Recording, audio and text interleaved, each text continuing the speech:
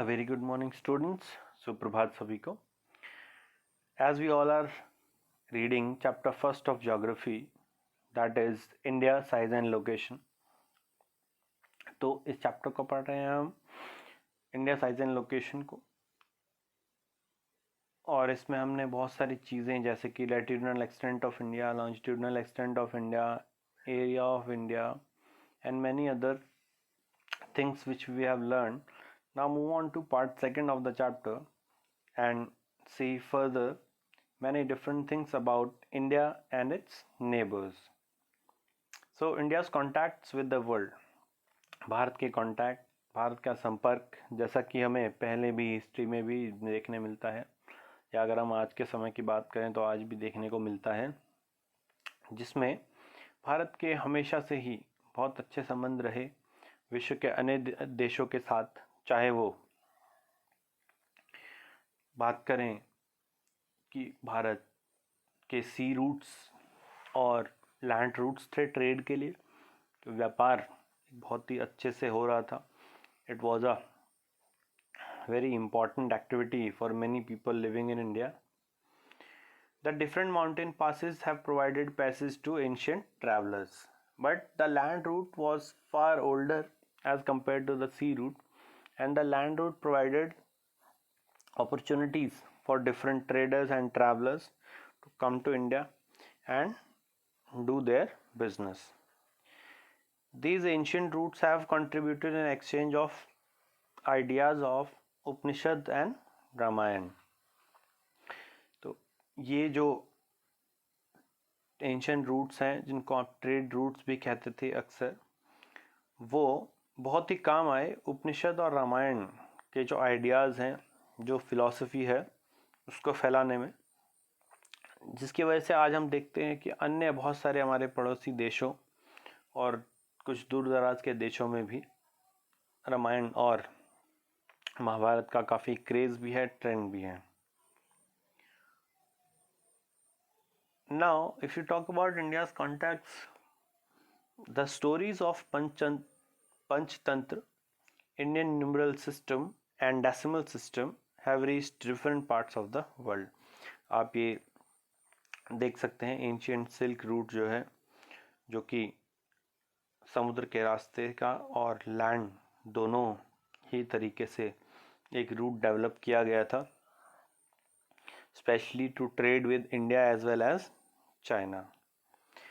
The spices, muslin and other goods are exported from India to other parts of the world. Spices, muslin और बहुत सारे commodities Bharat से दूसरे देशों में एक्सपोर्ट की जाती थी. The influence of Greek sculpture and architectural styles of dome and minarets can be seen in different parts of the country. तो जो वेस्टर्न टाइप के स्ट्रक्चर्स आए, डोम स्ट्रक्चर्स,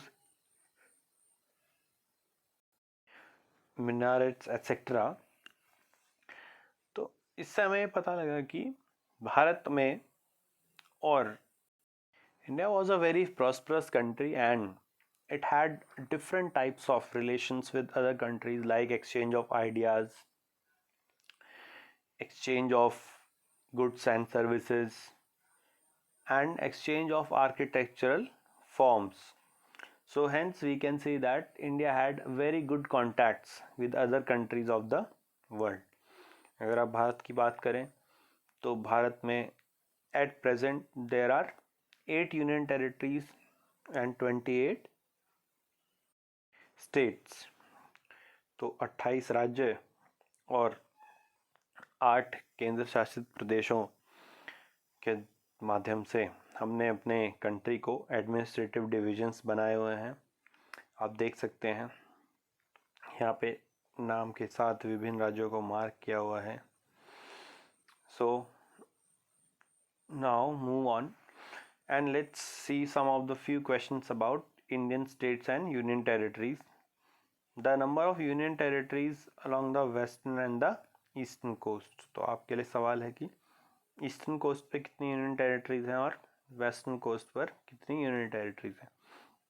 यानी कि उड़ीसा है, तमिलनाडु, आंध्र प्रदेश और अंडमान निकोबार है, इस तरफ कितनी टेरिटरीज हैं, और गोवा, केरल, महाराष्ट्र, गुजरात, इस तरफ कितनी यूनियन टेरिटरीज सिचुएटेड है। Next question, area wise which is the smallest and the largest state. Area के हिसाब से कौन सा राज्य सबसे छोटा राज्य है और कौन सा राज्य सबसे बड़ा राज्य है। The state which do not have an international border और लाई ऑन द कोस्ट। ऐसा स्टेट जिसका अंतर्राष्ट्रीय बॉर्डर किसी और देश से टच नहीं होता है और उसकी एक कोस्ट लाइन भी नहीं है, तो ऐसे कई राज्य हमको दिख जाएंगे अपने मैप में, ठीक है, जैसे कि छत्तीसगढ़, मध्य प्रदेश, हरियाणा एटसेट्रा। अब अगर भारत के पड़ोसी देशों की बात करें, so we have 9 neighbouring countries. अगर हम वेस्ट से स्टार्ट करने का प्रयास करेंगे तो देखिए मैप में आप देख सकते हैं, सबसे पहले है अफगानिस्तान, उसके बाद Pakistan, then we have China, then Nepal, then Bangladesh, Bhutan, Myanmar. ये तो हो गए हमारे 7 लैंड बाउंड्री शेयर करने वाले देश, और 2 देश जो हैं वो साउथ में भी हैं जिससे वाटर बाउंड्री हम शेयर करते हैं। वन इज़ श्रीलंका और वन इज़ मालदीव्स। लक्षद्वीप के नीचे आप देख पाएंगे मालदीव्स आइलैंड्स हैं, that is a island country. So again let us revise beginning from the west. We have Afghanistan in the west and northwest, Pakistan in the northwest, then we have China in the east and northeast, then we have Nepal in north, Bhutan in the northeast, Bangladesh in the east, Myanmar in the east, Sri Lanka in the south, and Maldives also in south. So these are the 9 countries who are our neighbors. Next is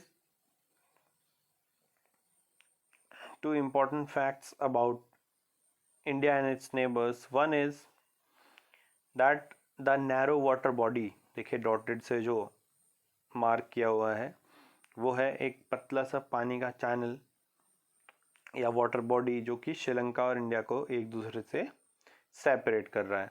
this narrow water body is known as the Palk Strait. इस narrow water body को हम क्या बोलते हैं, पाक straight. और दूसरी side हमारा क्या बन रहा है, Gulf of Mannar. Maldives islands are situated to the south of Lakshadweep islands. Maldives island जो है वो साउथ में है लक्षद्वीप आइलैंड्स के।